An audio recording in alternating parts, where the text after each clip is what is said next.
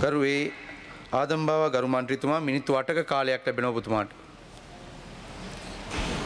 சபைக்கு தலைமை தாங்கும் கௌரவ உறுப்பினர் அவர்களே,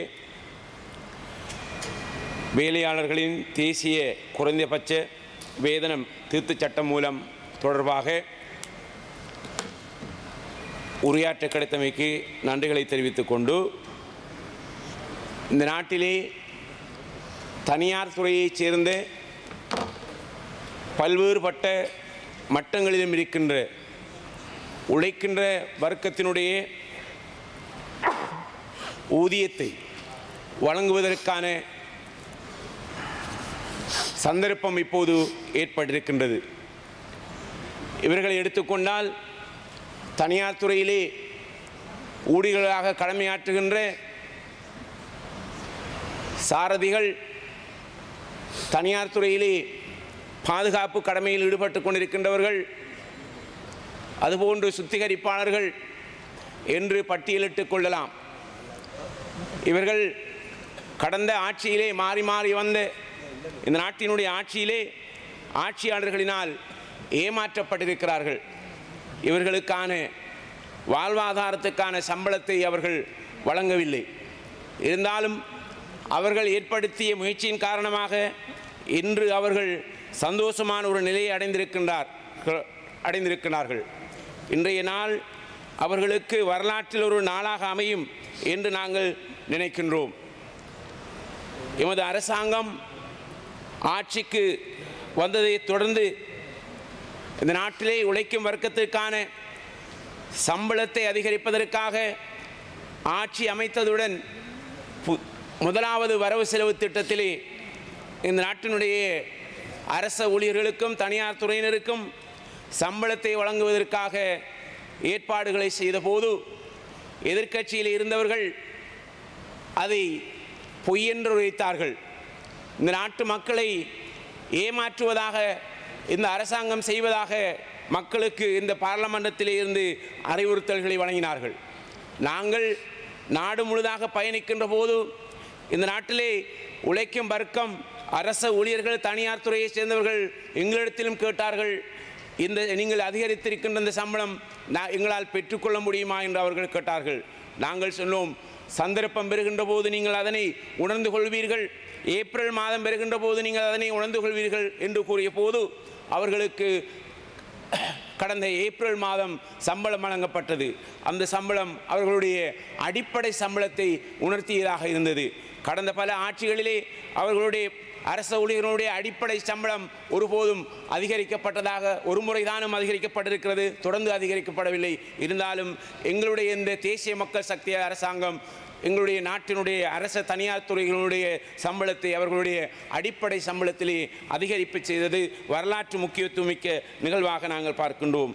அது மாத்திரமல்ல, இந்த நாட்டிலே நாங்கள் தனியார் துறையை எடுத்துக்கொள்கின்ற போது அவர்களோடு சேர்ந்து பல தனியார் துறை, குறிப்பாக எங்களுடைய 200 வருட வரலாற்றை கொண்ட எங்களுடைய மலையக மக்களை நாங்கள் இன்று பேசாமல் இருக்க முடியாது. அவர்களுக்குரிய சம்பளம் இந்த நாட்டினுடைய முதுகெலும்பாக அவர்கள் தேயிலை கொழுந்து பறிக்கின்ற ஒரு அமைப்பாக அவர்கள் இருந்து கொண்டிருக்கிறார்கள். ஆகவே இந்த அரசாங்கம், தேசிய மக்கள் சக்தி இவர்களுடைய கொடுப்பனவுகளை எதிர்காலத்திலே வழங்குவதற்கு நாங்கள் பல்வேறு மட்டங்களிலே ஆலோசனைகளை நாங்கள் நடத்தி வருகின்றோம் என்பதை இந்த சந்தர்ப்பத்திலே நான் கூறிக்கொள்ள விரும்புகின்றேன். அதுபோன்றுதான் இந்த தோட்ட தொழிலாளர்களை கடந்த பல வருடங்களாக அங்கே இருக்கின்ற அந்த மக்களை ஏமாற்றி அவர்களுடைய வாக்குகளை பெற்று இந்த கடந்த பல அரசாங்கங்களிலே இருந்தவர்கள், அமைச்சர்களாக இருந்தவர்கள், அவர்களுக்கான எந்த விதமான உதவிகளையும் செய்யவில்லை. ஆனால் தேசிய மக்கள் சக்தி அவர்களை நாங்கள் எதிர்காலத்திலே எந்த இடத்தில் கொண்டு சேர்க்க வேண்டும் என்று நாங்கள் நினைக்கின்றோமோ அந்த இடத்துக்கு நாங்கள் கொண்டு சேர்ப்பதற்கு நாங்கள் சித்தமாக இருக்கின்றோம்.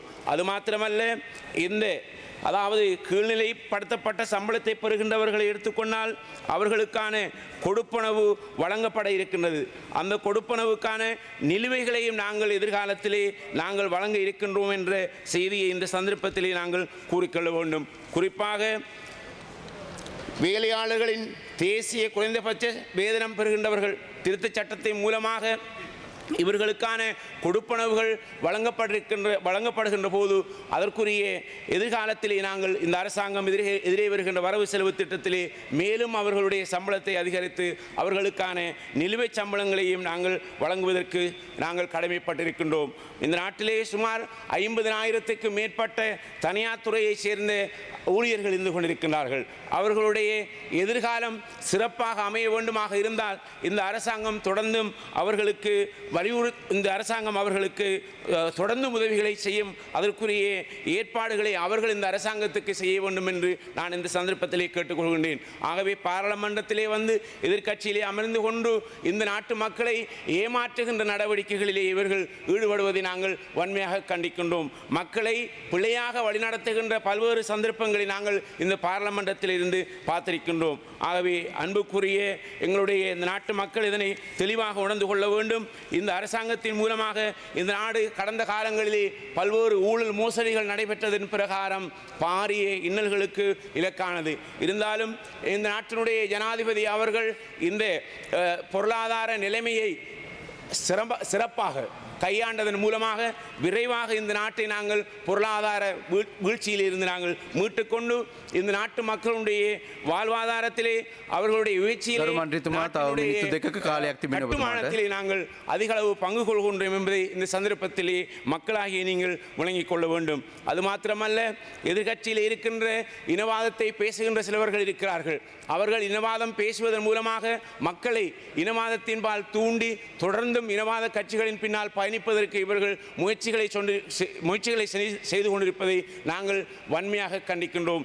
இங்கு பேசிய எங்களுடைய கௌரவ பாராளுமன்ற உறுப்பினர் அவர்கள் கோடீஸ்வரன் அவர்கள் சொன்னார்கள், தமிழர்கள் கொல்லப்பட்டிருக்கிறார்கள் என்று சொன்னார்கள்.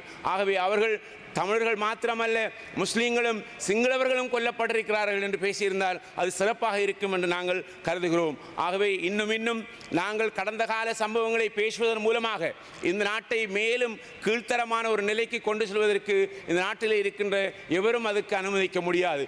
எல்லோரும் சேர்ந்து நாட்டை கட்டியெழுப்பதற்குரிய அனைத்து வேலை திட்டங்களையும் எதிர்க்கட்சியாக இருந்தாலும் நாங்கள் செய்ய வேண்டும் என்று இந்த சந்தர்ப்பத்திலே நாங்கள் உங்களை அன்பாக கேட்டுக்கொண்டு, இந்த நாட்டில் இருக்கின்ற மக்கள் மிகவும் நொந்தவர்களாக இருந்து கொண்டிருக்கின்றார்கள். ஆகவே ஒரு வளமான நாட்டை அழகுணர்ச்சி மிக்க ஒரு நாடாக நாங்கள் மாற்ற வேண்டுமாக இருந்தால் எங்களுடைய அரசாங்கம் தொடர்ந்து இந்த மக்களுக்கு எந்த வாக்குறுதிகளை வழங்கியதோ தொடர்ச்சியாக அந்த வாக்குறுதிகளை நாங்கள் படிப்படியாக நிறைவேற்றி வருவதை நாங்கள் காணக்கூடியதாக இருக்கின்றோம்.